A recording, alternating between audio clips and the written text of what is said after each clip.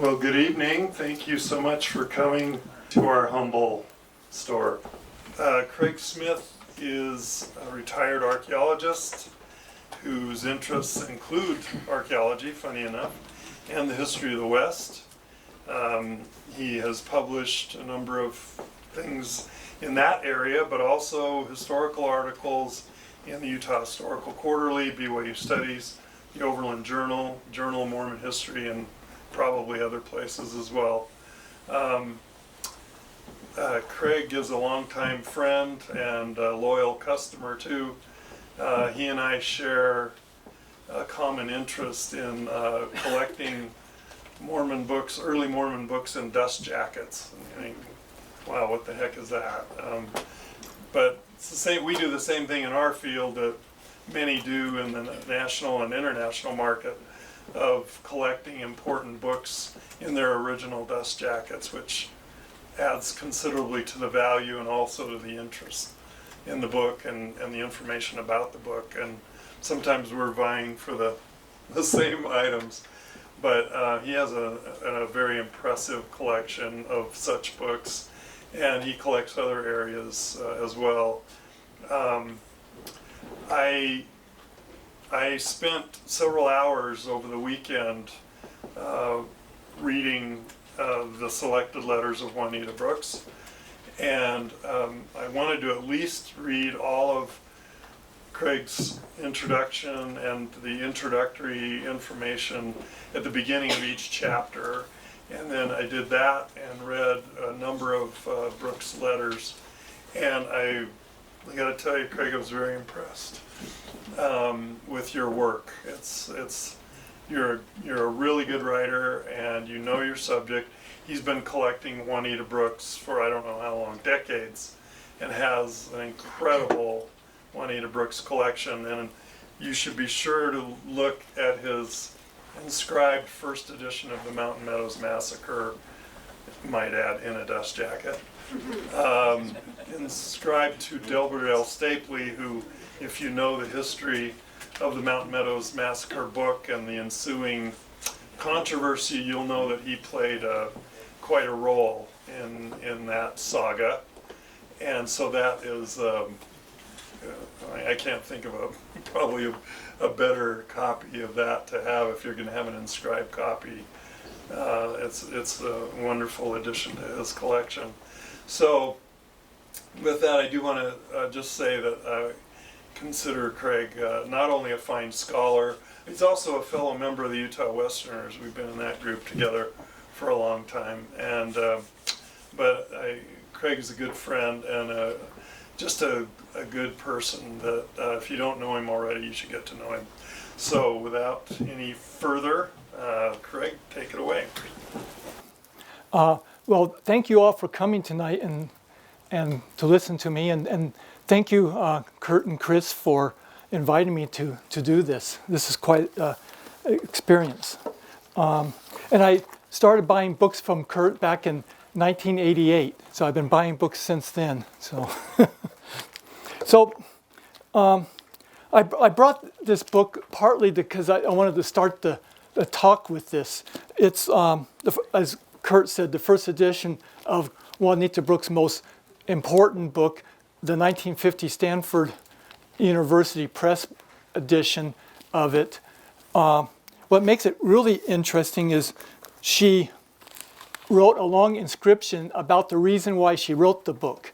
And this, what she said over and over in her letters, and probably to many people. She even said basically the same thing when she met with George Albert Smith, the president of the LDS Church in the 40s, when she went and told him that she was doing it, and this is the reasons she gave. And I'll read what she says. To whom it may concern, I have been asked repeatedly why I wrote this book. Why open up an old question, many say. My reason is that it was listed as one of the topics in the Western history which was considered as a subject for further research. I felt that as a member of the church, I could perhaps present it with more understanding than could a person without a LDS background. The assignment was made under a Rockefeller grant. In delving into the subject, I did the best I could to present my findings fully and honestly. I could do nothing else. Juanita Brooks. And so that's, like I said, she wrote this many times in her letters to defend herself why she wrote the book.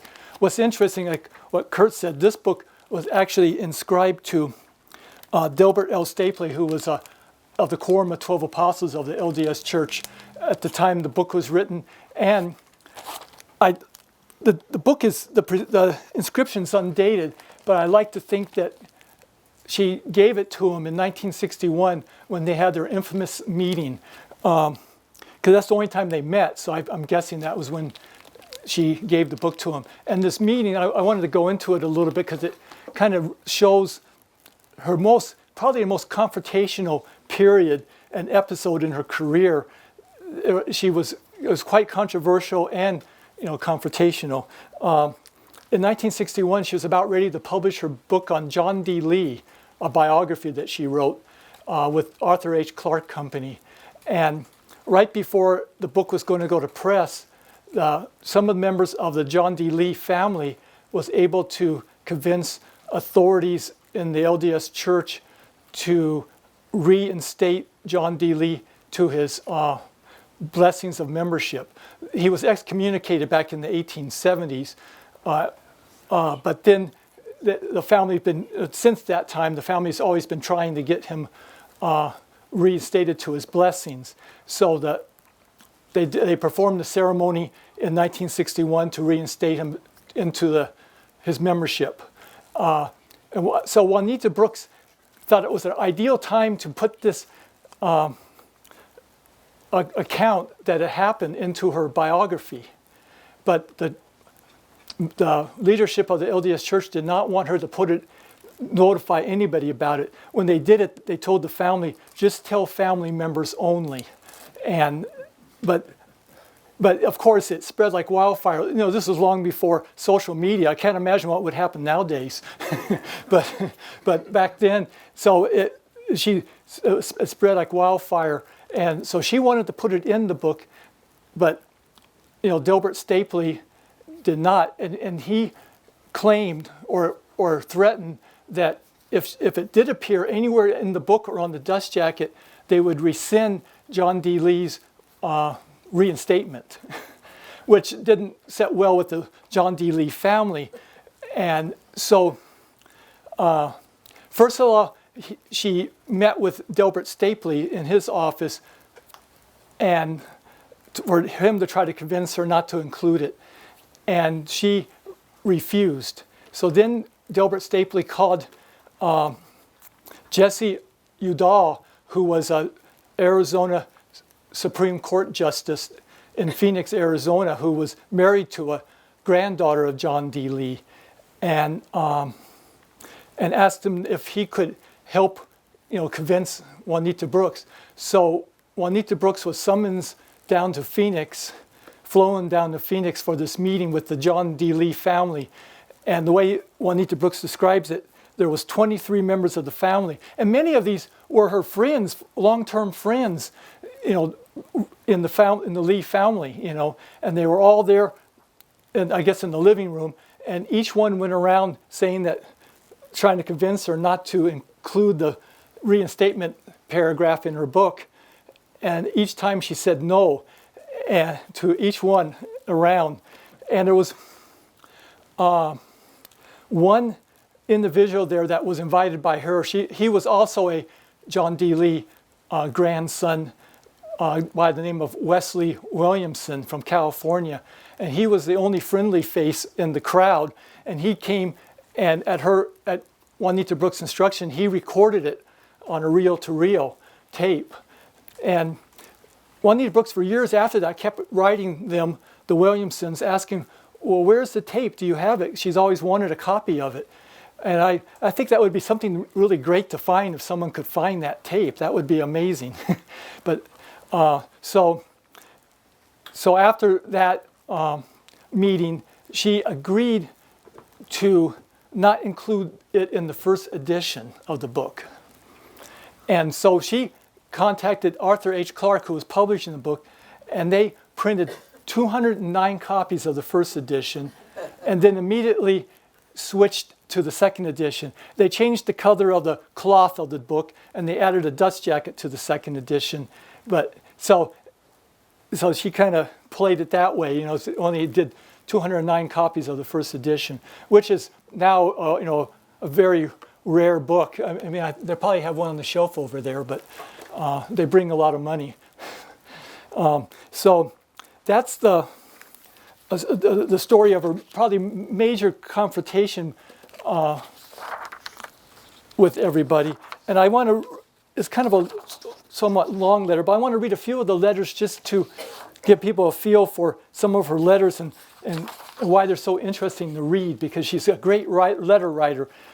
You know, she always would include the business at hand, as well as adding stories about her life in the desert down south, or some folklore or something in her letters. So it was always a joy to get the letters and read them.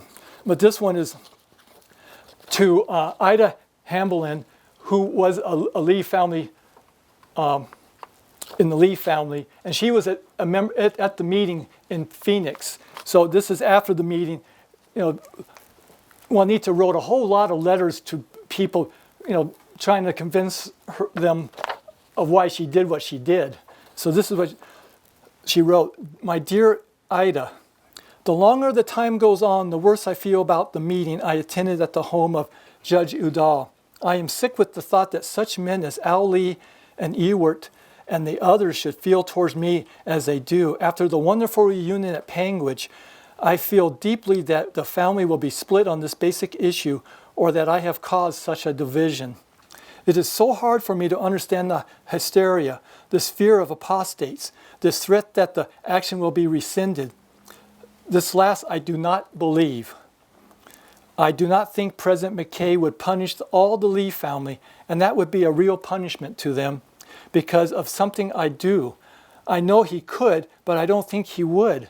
I think they should discipline me if they think I need it.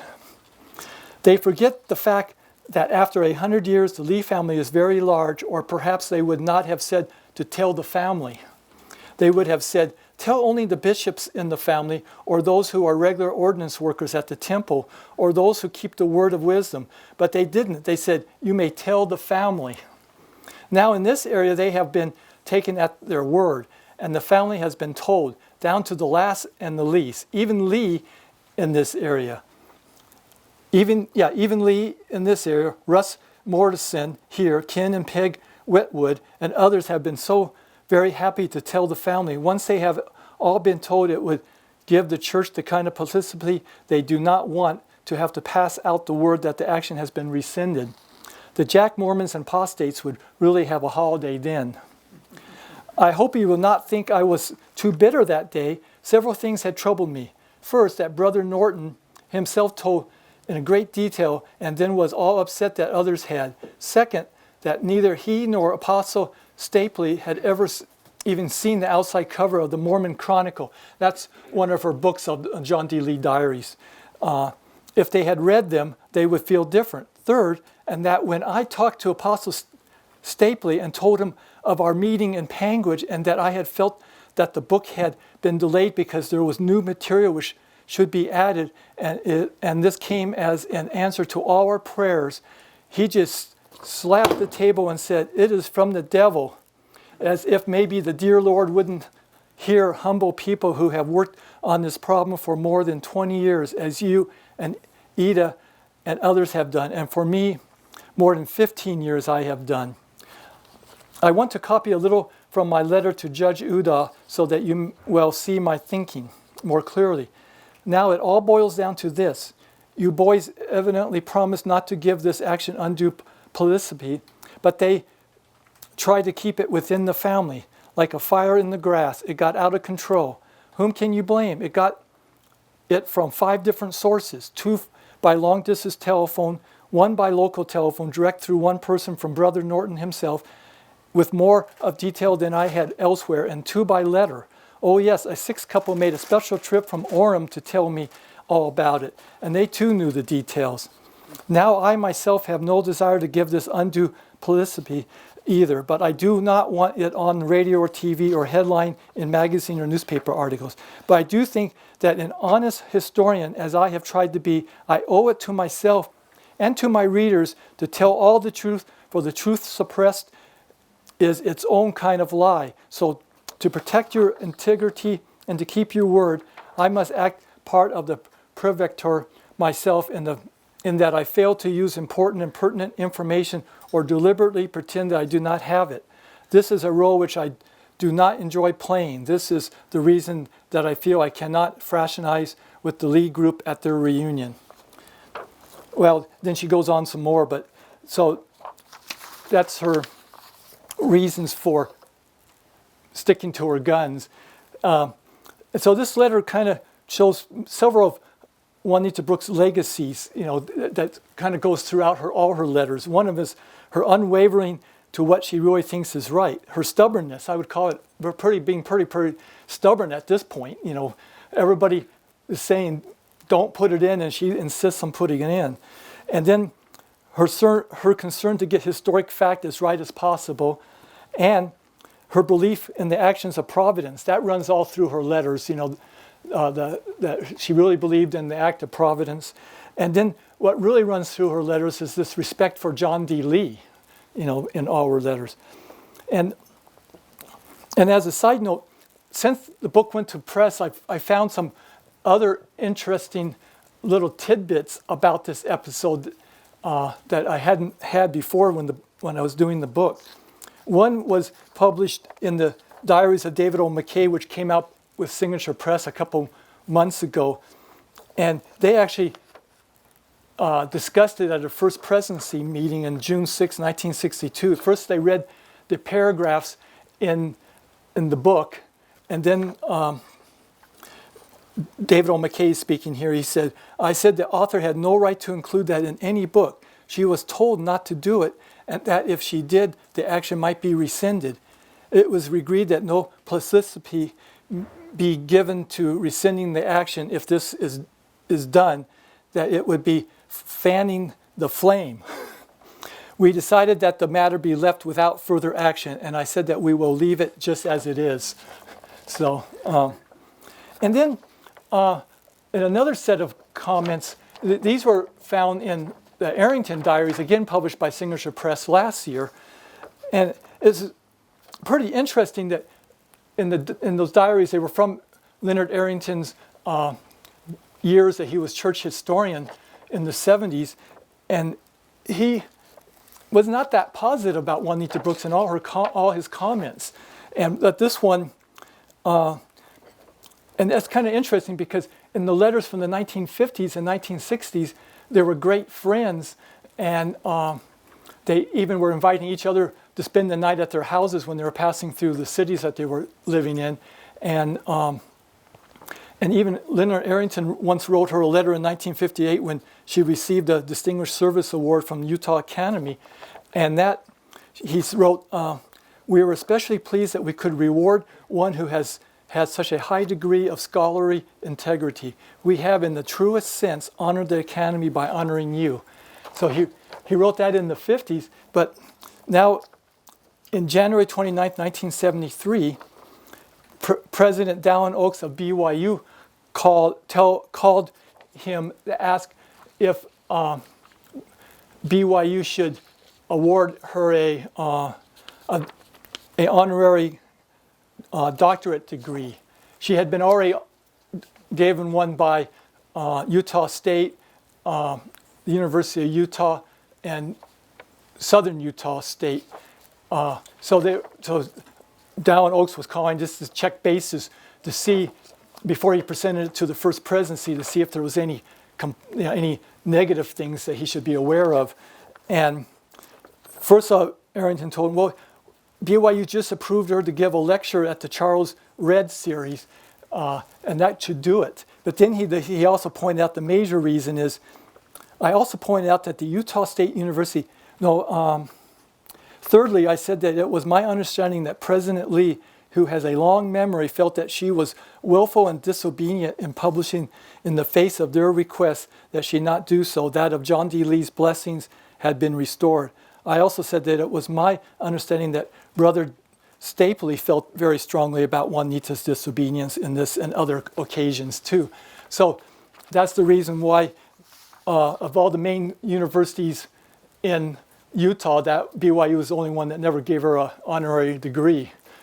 So that was kind of interesting. But the things that are in the Arrington Diary are very interesting. I could go on and on about some of those, but I won't right now. So my book, I included 222 letters selected from more than 900 of them that were present at the Utah State Historical Society or at Weber State. Oops, sorry. Oh, gosh. I just had to. So I won't talk all night. I needed to see what time. So I did 222 of the over 900 letters that even occur in the Utah State Historical Society files. They occur in her collection, and all the letters that she wrote, or many of them, she kept carbons of them, and they're all stored at the Utah State Historical Society. And then other archives have the letters that were to the ones that she wrote the letters to. So but there's over 900 of them, and I selected 222, and I arranged them chronologically. The first one's in 1941, where the first letter that is extant that she wrote to Dale Morgan, and then I included the last one was in 1978 when she was her mental health was declining quite considerably, and I included that was the last one I included.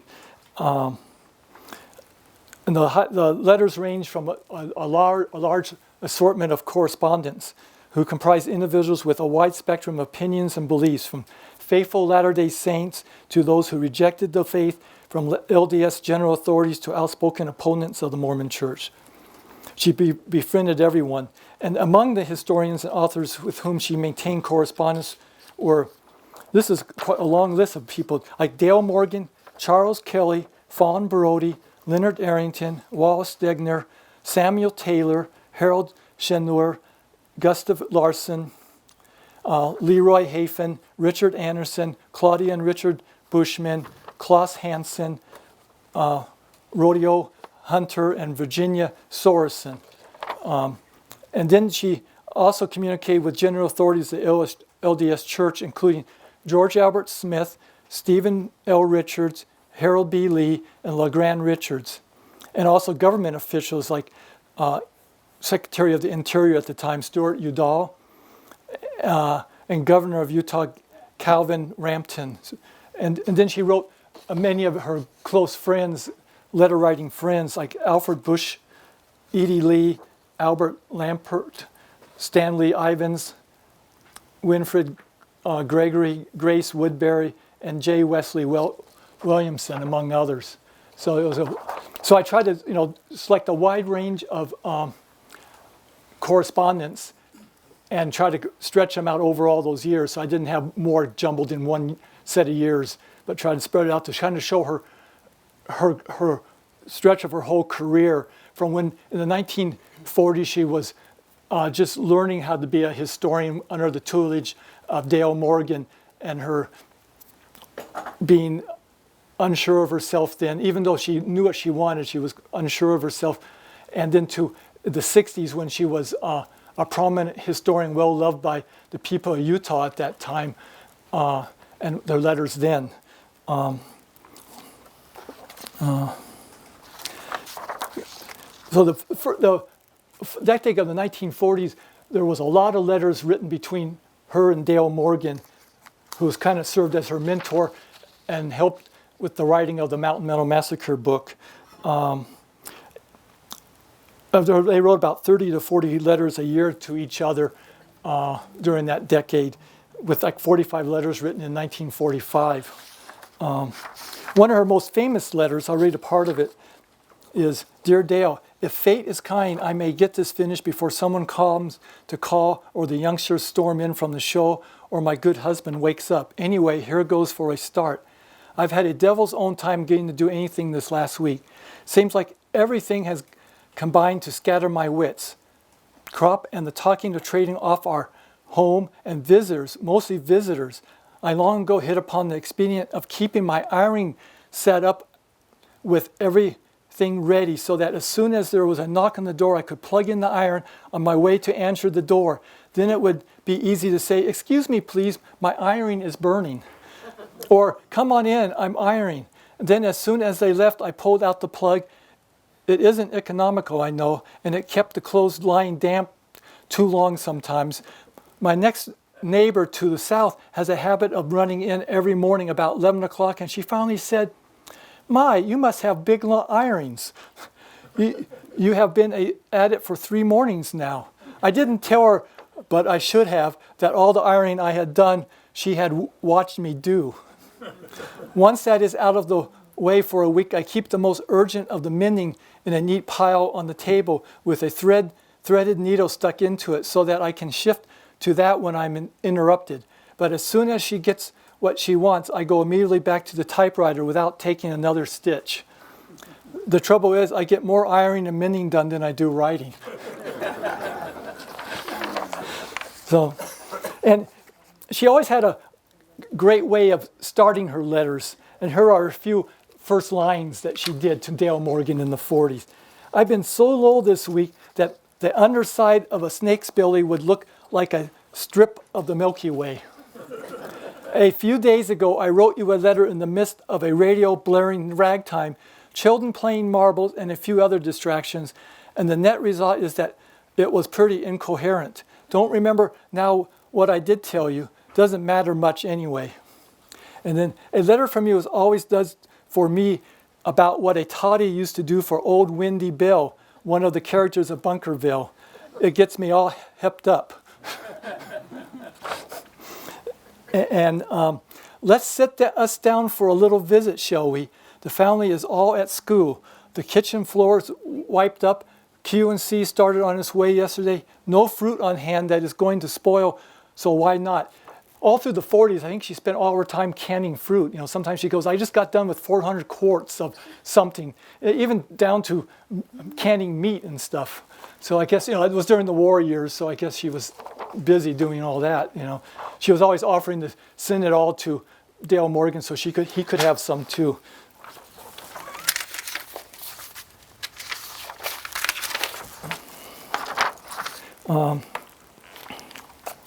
So one of my favorite descriptions during that era when she was writing Dale Morgan in the 40s is this one. I'm sure some of you who might be old enough to remember it might remember this. This happened August 15th, 1945.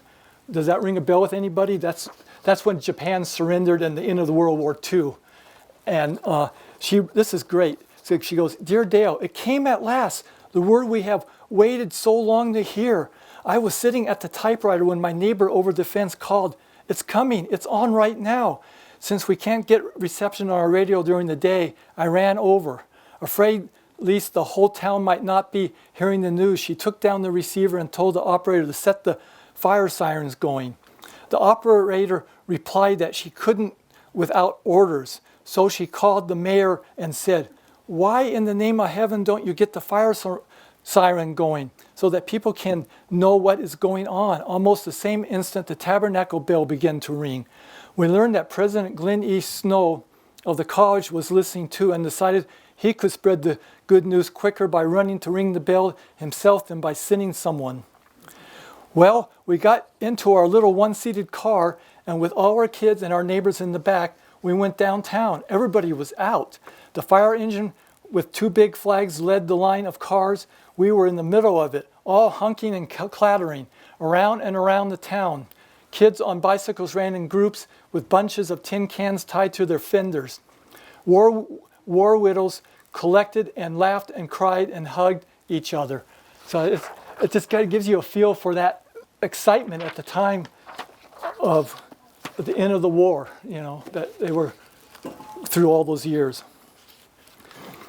So I wanted to mention that her letters really show that one of her legacies is that she remained an active member of the LDS Church and stayed anchored to her roots in Dixie. She knew if she abandoned the LDS faith, she would be labeled apostate and her efforts would be discounted among Mormon circles.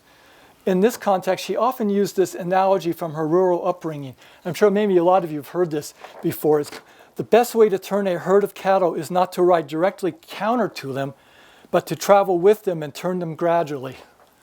So that's her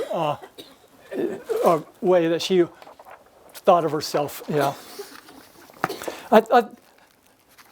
Her letter of 9 December 1945 is where she expressed her faith most clearly of all her letters. And she wrote this to Dale Morgan right after he had written a review of Fran Brody's book. And so she had just finished reading Dale Morgan's review of Fran Brody's book, No Man Knows My History. And I don't know if I can read this whole thing, it's pretty long, but it's great, her expression of faith, at least in 1945. It goes, I wonder if I will really be able to stay with this long enough to accomplish anything. I have just finished reading your good review of Fawn's book in the SRL, and I feel in the mood to talk about it a little. I haven't organized my ideas or even crystallized them well, but will jot some thoughts down anyway. I agree wholeheartedly with you in saying that this book needed to be done. I think it is scholarly. I think it is literary. I think that it sets up new points from which to judge Joseph Smith. It certainly shows careful and patient research. I like especially her work on the backgrounds and social conditions and current interests. I remember, for example, that it was something of a shock to me when I first learned that there were active temperance societies in Joseph's day. I'll skip that then. It says Joseph's youthful diggings for gold in Indian mounds, even his first court experience, seemed but a normal activities of a growing boy. And then I do not agree that he was a conscious fraud or imposter. The things that were real to him may not seem so to her, nor to you or most other people, but I think they must have been to him. I have felt that it was his own deep and sincere convictions that attracted and held his following. For a fraud, he inspired loyalties too deep and too many. Certainly he had something. Men, catching their spark from him, were willing to sacrifice too much to further his cause. Consider the Pratts and John Taylor, Willard Richards, Wilford Woodruff, and the others. They were normal men interested in families and homes, yet they dropped everything to spend years in spreading what they thought was the truth. And he taught it, and his loyalty remained after his death to him and his cause, and to bring him young only because the mantle of Joseph fell upon him. It would be an interesting thing to know how many man-years of missionary work was done at his instigation, even during his lifetime.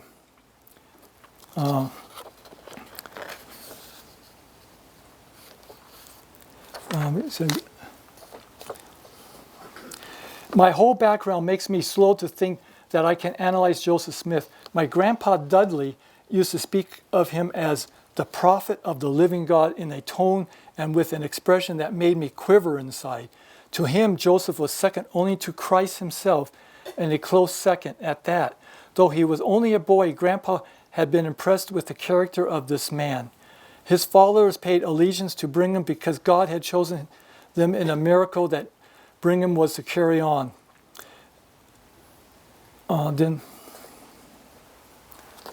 There are those who do not believe in visions or supernatural manifestations, hence decide that Joseph could not have had any.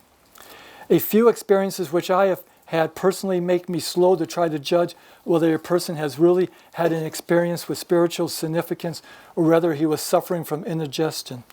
These had hard things to write about, to try to put on paper, but then she goes on for a long paragraph about her story of when her first husband was dying of cancer, and they were up in the avenues and he was being treated at LDS hospital. And one night they were just having a terrible time.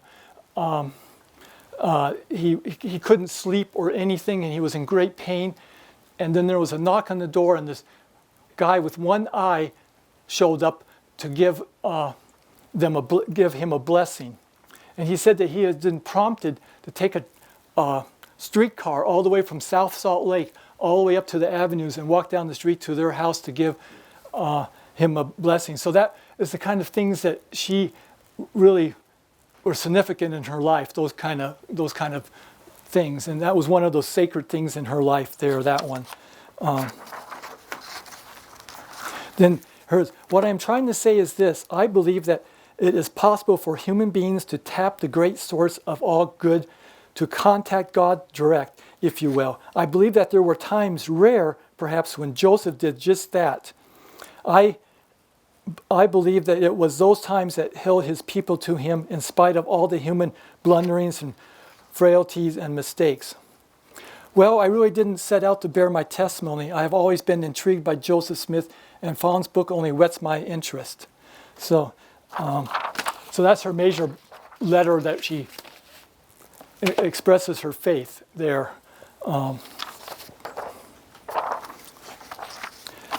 But even with expressing her faith like that, it didn't let her dampen her intellectual independence.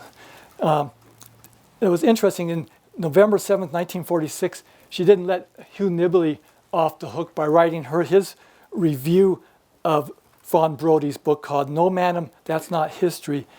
And she criticizes many of his statements, but then she concludes the letter. This is great. I think Joseph Smith stands as untouched by Mrs. Brodie's attack as his monument does by pecking sparrows. So that's a great image.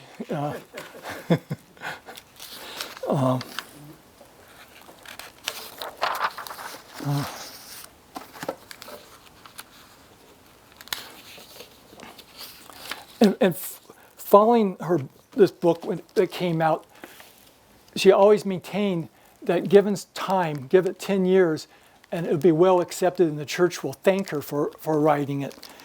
And she then goes on with some correspondence with LeGrand Richards, another member of the Quorum of 12 in the 1950s. And she carried on several letters with him because he kept saying that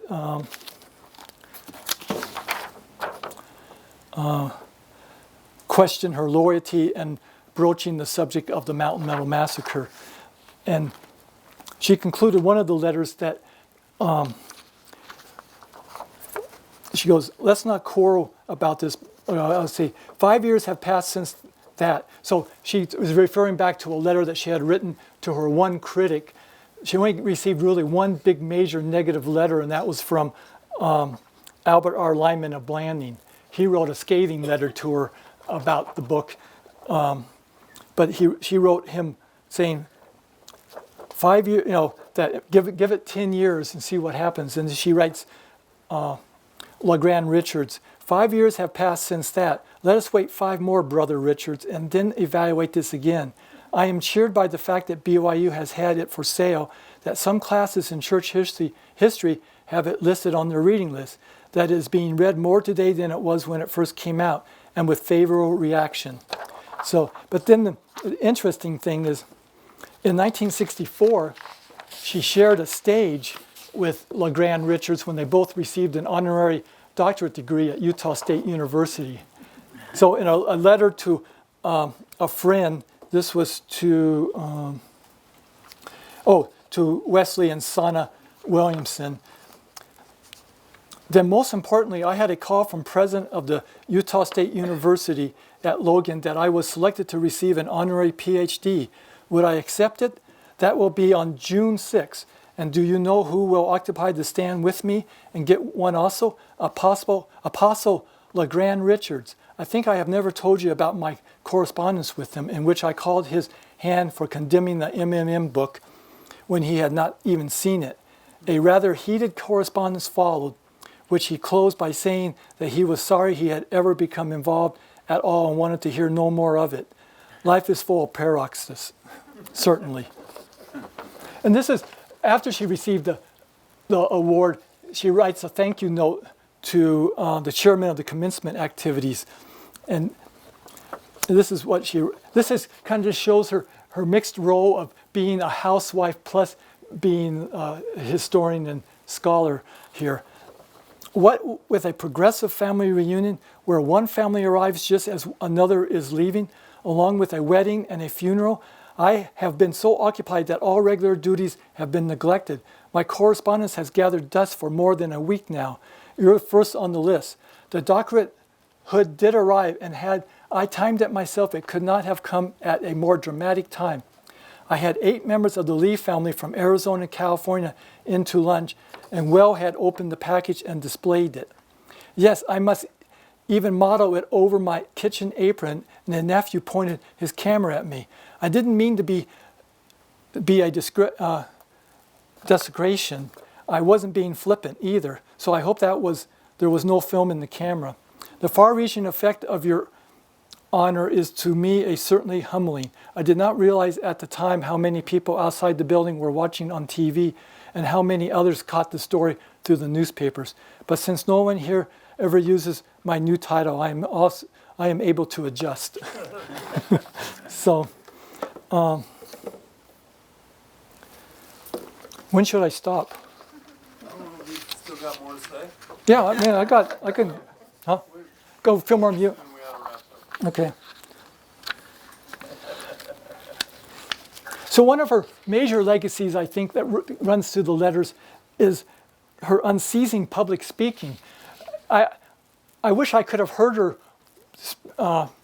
speak once, because it seems like everybody loved her speaking. She was invited to all kinds of groups, even BYU youth groups, literary groups, women's groups at BYU, other University of Utah groups, historical societies. She even was invited to speak in sacrament meetings, so on John D. Lee.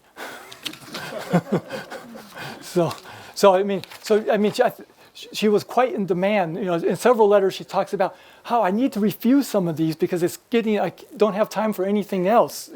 Because about the time that she has to travel by bus somewhere and travel back and give the talk.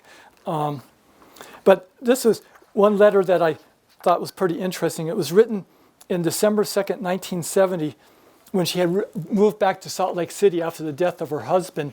And she was writing to the bishop of the ward that she had just moved into.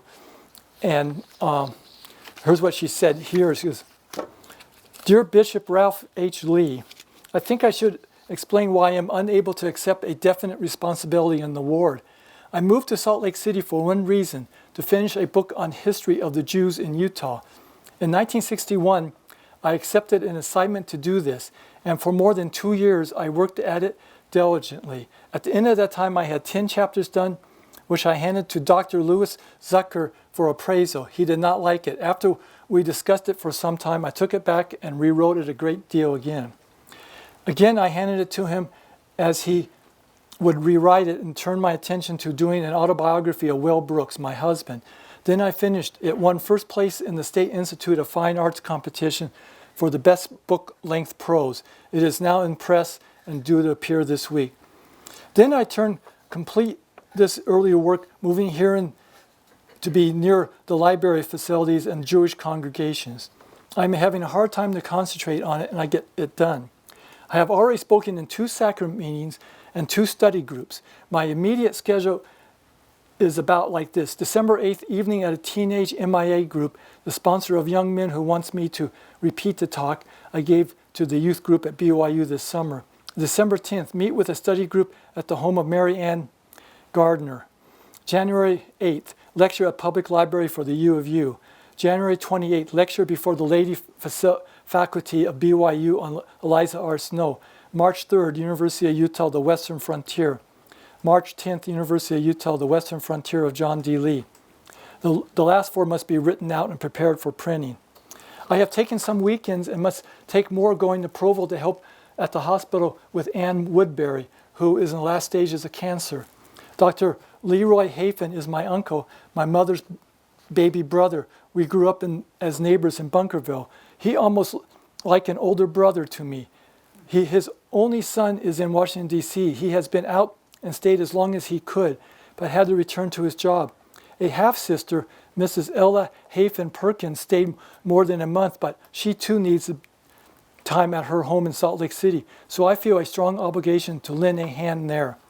In addition to all these, the Jewish book must be done.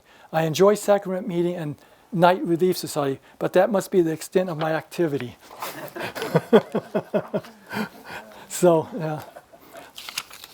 I think I'll close with a little bit of her sad almost one of her last letters, where, because she was suffering from her mental capacity was very decreasing by the mid-1970s. And this was a letter that she wrote in 1977 to Judy McCurran, who was editing her autobiography, Quicksand and Cactus, that she had originally started in the 1940s. So they were trying to help her get it done. But she goes, "Dear Trudy, do you know what it is to be in hell? Well, I'll tell you, it's being in a confusion where nothing seems important, where there are so many things and nothing seems important, but is to somebody else. It's being in the midst of all kinds of unrelated things." So that's kind of what she was going through in the mid 70s there, until she, kept getting worse and worse. So I think I'll stop there. Thank you. Yeah. Yes, Keith. So Craig, was the bit of skullduggery to do 209 copies and then put a new binding on for the second edition, was that Juanita Brooks' idea, or was that Arthur H. Clarke's idea? I think it was her idea. Yeah, or they discussed it together. There's not really a clear record exactly her saying do 209, but yeah, I'm trying to think. I think it was mostly her idea. Yeah, so she was the one that pulled the staff view there. Yeah. Does anybody have any questions? Yeah, Brian? With 900 letters, it sounds like she was dutiful in carboning, but I wonder if there were any lost letters that you knew existed from other references and really wanted to find but couldn't. Yes, huh? Oh, he was asking if there was letters that I could tell from other sources and stuff that she didn't keep a carbon of that were lost. And definitely she didn't keep a carbon of all her letters, because I found other letters since then that, and I used a few of them that came from other sources, like going through Dale Morgan's papers. The University of Utah has on microfilm all of Dale Morgan's papers from the Bancroft. So I went through the 1940s to see all of Juanita Brooks' letters that she had written him and he had written her. And there was many, especially from the 1940s, that there weren't no carbons of. And then there was others too. And occasionally she would write notes on note cards too that, of course, weren't preserved except in the person who received them.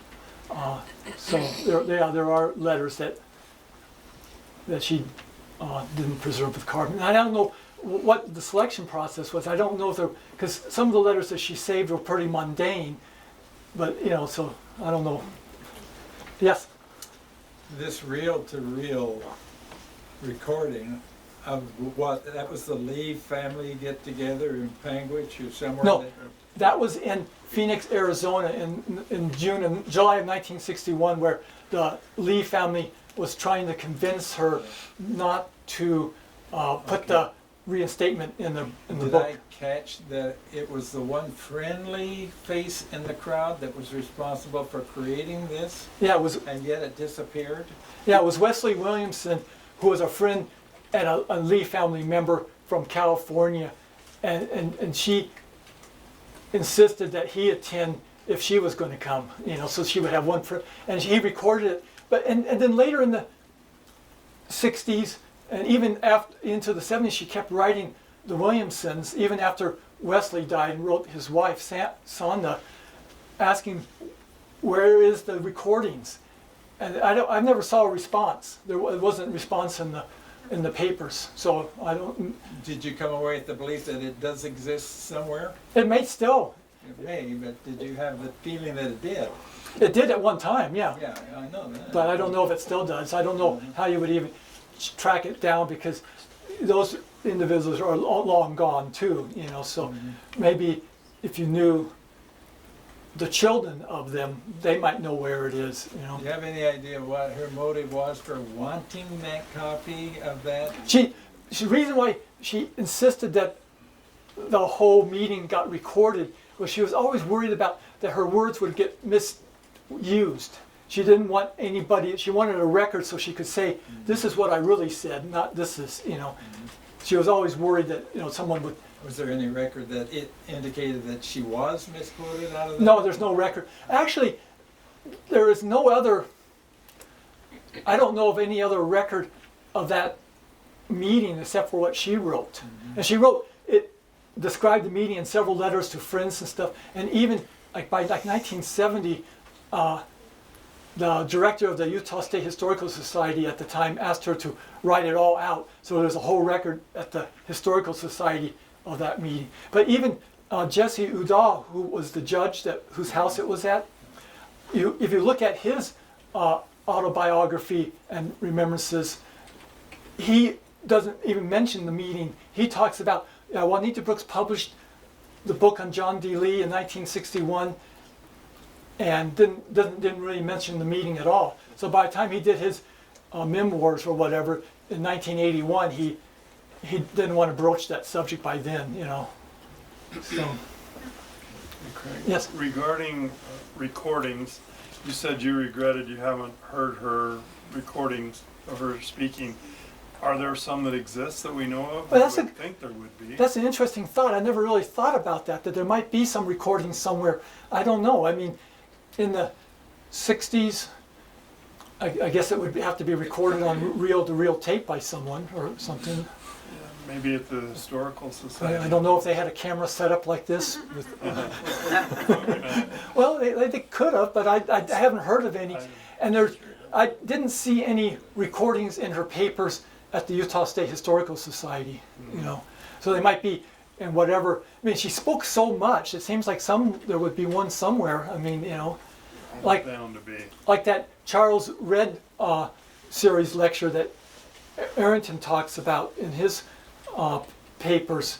Why wouldn't they have recorded that talk? You know, he said that 400 people attended that, and yeah, she spoke on what did he speak on? Well, I can't remember what she spoke on then, but yeah. So, Wasn't it? huh? Silver. Yeah, Silver Reef. That's it. Yeah, she spoke on Silver. All of a sudden, I drew a blank on that, but Silver Reef is what she spoke on at that one. Yeah. Any other questions? No more? Curious as to, you mentioned that where she talked about what her testimony was in her faith, and yet she is pushing some pretty big buttons with the authorities. What was her membership status at the end of her life? Was it ever challenged? Like she had No, she was always a member in good standing. Okay. Yeah, controversial member maybe, Right. but always a member. And that there's a lot of people. The rumors through the years is that she was disfellowshipped or excommunicated, but everybody strongly said no, that never happened at all. Yeah. Is it true that she was never given a calling again Well, after the book came out? in 1970, the bishop was trying to give her a calling Yeah. there, But- and she, some people. I read something where she was teaching Relief Society lessons and stuff like that, and speaking After. in sacrament meetings. Yeah, she did speak in sacrament meetings. Like I said, yeah, she was invited to speak in sacrament meetings. But an official calling, I know that after she published Mountain Meadow Massacre, the church publications would never again take her work. Before 1950, she published a lot of stuff in an Improvement Era, which was a church magazine at the time, and in the Relief Society magazine, and stuff like that. But after 1950, she even wrote the editor of the Relief Society magazine. Of the Relief Society magazine. Oh no, the Improvement Era. I have that letter in the book where she talks about this great article that could be done that she might submit to Arizona Highways. And then at the very end she goes, "Or do you think your magazine may take it?" No, of course not. So there was some. But talking about Arrington, in his diary, when she gave that talk at the Charles Red series lecture, the editor of BYU Studies asked Arrington if he would introduce her to Juanita Brooks, because she wanted to publish something of hers in BYU Studies. And Arrington made a thing, I can't believe that BYU Studies would do that, publish a controversial person like that. You know, so that's why I can't believe that Arrington was even saying those kind of things. But or not saying, but writing those things. You know, so that's it, huh? Okay.